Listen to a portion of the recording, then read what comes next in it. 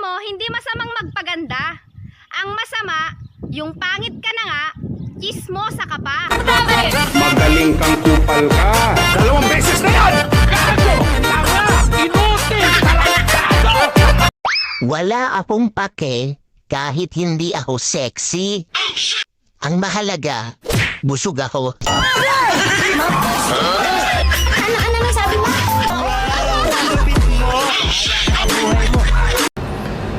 Di bali ng pangit.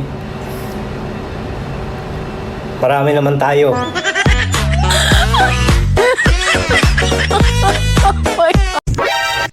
Lagi daw ang cellphone ang hawak ko. Alang namang itlog mo.